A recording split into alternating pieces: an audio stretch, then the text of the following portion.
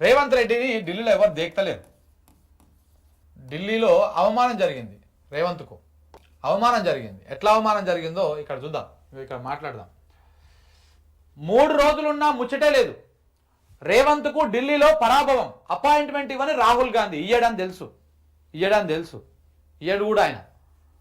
ఇగో ఏదో యాదృచ్ఛికంగా ఏదో ఈవెంట్లో కలిస్తే నమస్తే పెట్టుకోడు తప్ప పర్టికులర్గా ఒక గంట సేపు కూర్చొని మాట్లాడినటువంటి రోజులు లేవు. కానీ పిసిసి అధ్యక్షుడితో 2 సార్లు చర్చలు, కుటుంబ సభ్యులతో వెళ్ళి మహేష్ కుమార్ గౌడ్ రాహుల్ గాంధీని కలిసిండు. ఇక చూడండి, ఇక ఫ్యామిలీతో పోయి కలిసి వచ్చిండు. మంత్రివర్గ విస్తరణ పైన సీఎం ప్రతిపాదనలు పక్కకు పెట్టి 4 పేర్లను సిఫార్సు చేసిరంట రాహుల్ గాంధీ.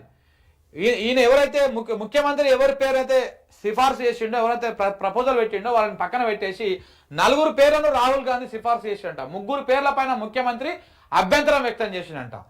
రాహుల్ గాంధీ 4ని ఈ 4కి ఈ ఎక్స్, ఈ వై, ఈ జెడ్, ఇగో ఈ 4 వాళ్ళకు మీరు మంత్రి పదవులు ఇవ్వండి అంటే అందులో 3 పేర్లని ఈయన అభ్యంతరం వ్యక్తం చేస్తుంట. 3 మీద వాకిటి శ్రీహరి పేరు సూచించిన మల్లికార్జున ఖర్గే ససేమిరా అన్న సీఎం ఆది శ్రీనివాస్ కోసం పట్టంట.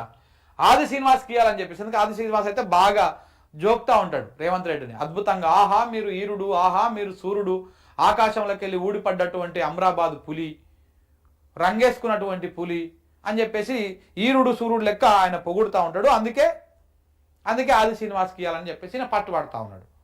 గాయనికి ఇస్తే ఏమొస్తుంది, ఎవరికి వాకిటి శ్రీహరికి ఇస్తే ఏమొస్తుంది, ఒక బీసీ సామాజిక వర్గం బిడ్డ, గాయనికి ఇస్తారా, ఆయనకి ఎందుకు ఇవ్వాలని చెప్పేసి ఇట్లా కుట్రలు చేస్తారన్నమాట రేవంత్ రెడ్డి బీసీల మీద.